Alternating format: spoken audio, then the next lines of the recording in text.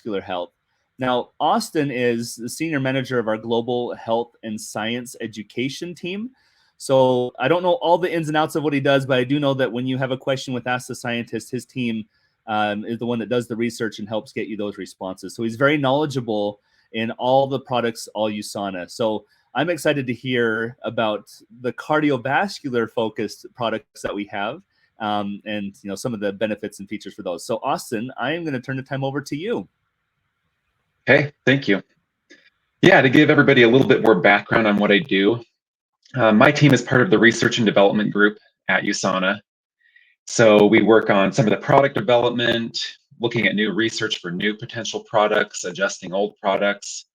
And then there's a small subset of us that also help educate customers about general health and wellness, as well as why we did what we did when we were making a product. For example, why we included this ingredient at this dosage. So if you ever have any questions or concerns about the products, you can come to me and we'll get you answers. Today, we're going to be looking a little bit at cardiovascular health. I'm going to focus mostly on the nutrition side of it, but we will look just quick high level at some of the other things that are important in cardiovascular health.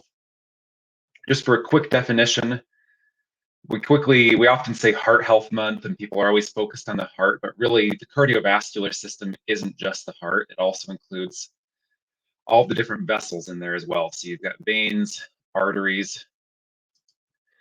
When you look at the total length and volume of those, it's about 60,000 miles of vessels you have in your body. And I'm going over that number because it really is tightly linked to all the different cardiovascular health benefits. When you're looking at the lifestyle choices you make, the different dietary choices you make, most of those are actually more impacted and more relevant with a lot of these veins and arteries than they are even of the heart. Your heart needs you to go out and exercise on a daily basis, but some of the dietary things are really impacting those vessels, and in turn, this entire 60,000 mile long network within your body. The primary biggest things that you want to look at when you're looking at cardiovascular health is maintaining a healthy weight, staying physically active, avoiding tobacco use, keeping alcohol abuse at healthy levels. That's 2 drinks a day for men, 1 drink a day for women, that much or less. And then the different dietary components. So as I already said, I'm going to be focusing on diet today. If you have any other interests or concerns about physical activity, tobacco usage, alcohol, you can go to askthescientist.com. That's the website that my group runs for USANA. And it has information about all of those. But today we'll be just looking at diet specifically. Kind of just some general recommendations when you're deciding what you want to eat for your meals and what to include and not include. Basically, you want to increase fruits and vegetables, increase lean meats, omega-3 fatty acids. So you're primarily looking at fatty fish, but you do find a little bit of omega-3 fatty acids and other healthy fats within nuts and seeds. Those are probably your primary sources for fats, and then lots of whole grains, and you get some of the fiber from vegetables as well, so increasing fiber. While on the other end, you primarily want to limit red meat consumption, which is full of saturated fats. Trans fats are primarily in processed foods, so potato chips or any type of fried food is going to have some trans fats in it. High amounts of added sugars. The sugars themselves aren't as linked to cardiovascular health problems as much as they are to overweight and obesity, which is one of the biggest drivers of cardiovascular problems. So if you are going to have sugars, they should probably be linked to, maybe as a pre-workout type situation where you do need a little bit of extra sugar. But you need to make sure you're staying active and actually using that energy, and it's not contributing to excess weight gain. And then finally, just keeping sodium at healthy levels on a regular basis. We're going to step-by-step dig a little bit deeper here. So that's some high-level nutrition. When you're looking at individual micronutrients or macronutrients for the fiber, here's kind of your specific items that you want to target. And you can do these both through dietary choices, just your foods that you're eating on a daily basis, but also you can supplement most of these with USANA supplements as well. So you're wanting to increase fiber, And then some of the specific nutrients tied to cardiovascular health, you have vitamin D, omega-3 fatty acids, B vitamins, magnesium, vitamin C, and flavonoids. And I'll talk a little bit more about which flavonoids and what you're looking at for those. So fiber specifically is one of the ones we always think about when we're talking about digestive health, and it plays an important critical role in digestive health, but it also plays an equally important role in cardiovascular health too. Where fiber comes in is that low density lipoproteins, or LDL cholesterol that you've probably heard of, can take an impact, negative impact role on your heart health if they get too high. They're kind of sticky molecules that will build up in those blood vessels. Remember I said before that the vessels are where a lot of these nutrients come in? Well, that's where the fiber comes in as well, as LDL can build up and stick to your vessels within your body. Well, the complex carbohydrates that make up fiber can bind to those LDL particles and help them eliminate them from the body.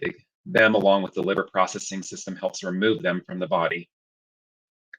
So when you're looking at fiber, you typically want about 25 to 30 grams per day. The average adult here in the US only eats about 16 grams per day. So we're barely over half of what we should be getting. So you need an extra 10 to 14 grams a day of fiber for most of us. And that's where a fiber supplement or eating extra whole grains can help kick in and really improve the cardiovascular health benefits as well as the digestive benefits of adding more fiber to your diet. So vitamin D and vitamin K2, which we include in our vitamin D product, both play an important role in directing the usage of calcium within your body. So we all know that you need calcium for strong bones and teeth. However, the calcium needs special hormones and director molecules within your body to get to your bones and teeth. Otherwise, if you have too much calcium, it can actually build up and harden in the blood vessels. By having enough vitamin D and vitamin K2 within your body, it basically helps move those to the bones instead of the vessels, which plays an important role in maintaining cardiovascular health. So omega-3 fatty acids, the American Heart Association recommends we consume about 500 to 1,000 milligrams per day.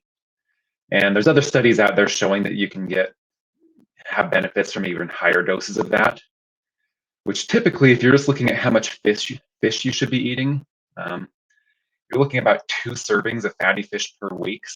Salmon is the best source of that for fatty fish. And it's just the reality is most of us aren't eating 2 servings of salmon on a weekly basis. And so if you're not, maybe you could do half and half, you do 1 a week, and then you supplement that with an omega-3 fatty acid supplement. And so that's where a supplement for omega-3s would come in. Some of the specific benefits of this is there's been research showing it can reduce the risk of coronary heart disease, omega-3 fatty acids, EPA and DHA. They also help maintain healthy LDL cholesterol levels, HDL cholesterol levels, and triglyceride levels within your blood. They've been linked to healthy normal blood pressure levels in your body. And there's also been research showing can help improve arterial flexibility. And that's one of the biggest things when you're talking about the veins and the arteries. You noticed I mentioned hardening with the calcium, with the fiber as well. I was talking about how the LDL cholesterol can build up in there, which also leads to a little bit of hardening. Primary goal with those arteries and veins is to keep them flexible so that when your body's acting, they can expand or contract as necessary during exercise or different movement of your body. And so the omega-3 fatty acids also play an important role in that flexibility of your arteries. I'll go through these ones quick. So you've got B vitamins have been related to cardiovascular health. Magnesium has specifically been related to cardiovascular health. And then vitamin C. Just kind of going through those ones quick because they're smaller micronutrients, and specifically where you're primarily going to find those is within our Cell Essentials. So our multivitamin, multimineral product is the best source of all of those, which if you're taking that product, it has a whole host of different overall body benefits including each of the cardiovascular benefits tied to those micronutrients. I'll spend 1 minute longer kind of just looking a little closer at vitamin C. It's specifically responsible for the biosynthesis of collagen within our body. And collagen makes up a lot of the structure of those arteries and veins. It's the molecule that really keeps them elastic. It's what works in our skin as well, the skin of our arms and all throughout our body. So it makes the skin flexible is also very similar structure to what makes the veins and arteries flexible. And so that's where vitamin C comes in. It also helps reduce the number of free radicals within our body and regenerate other antioxidants. So it helps prevent oxidative damage happening within our arteries and veins. And the very last one I'll look at is flavonoid consumption. There's a lot of different flavonoids out there, and flavonoids are a specific type of compound found within plants. And so you're looking at different fruits, vegetables, berries, herbs. Those are going to have flavonoids in there. One specific one that USANA uses in a few of their products, we use grapeseed extract, and the research we've done on this, we actually have some published research that we've done and other people have done showing that can improve endothelial function and help maintain healthy cholesterol levels within the body. And if you want to look at more of any of these different micronutrient benefits related to cardiovascular health, or the specific study that we published a few years ago on grapeseed extract and vitamin C, once again, you can go to askthescientist.com. We have information on all of these. This research study specifically was pretty cool. We gave people grapeseed extract and vitamin C, and we showed that it improved blood flow through specifically kind of the microcapillaries, so the ones you find on your fingertips and kind of at the end of the skin. That by taking those, it improved blood flow in the individuals compared to the placebo group. And so that's why we offer those together in a combined product that we have called Proflavanol C100. So if you're wanting to look at the different products that are tied to all these different micronutrients, as I started out with, really you want to look at your diet first, and then supplements are always a supplement. So you don't necessarily need to take all of these depending on your individual needs. But if you need more fiber in your diet, we have our FiberG Active product. We have the Cell Essentials, which is the Vita antioxidant and the chelated mineral, which I would recommend for everybody to take just to keep your overall cardiovascular and micronutrient status well.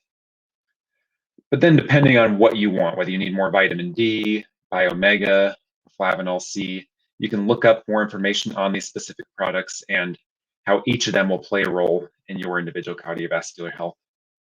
If you have any questions or want to know anything more about these, feel free to email the sales team you're working with today, and they'll get the information to me, or you can look this up on askthescientist.com. Thank you. All right, Austin, thank you so much. So I learned a lot. I've probably heard this before, but I relearned it again. And I love the idea of that arterial flexibility. It looks like Alexa said that as well in the comments, that arterial flexibility and the importance of that, and how vitamin C plays a role in there. That was something I didn't know. So thank you so much, Austin, for your time and spending the last few minutes and sharing the importance of the products and how they can supplement our diet and help keep us healthy. Thanks.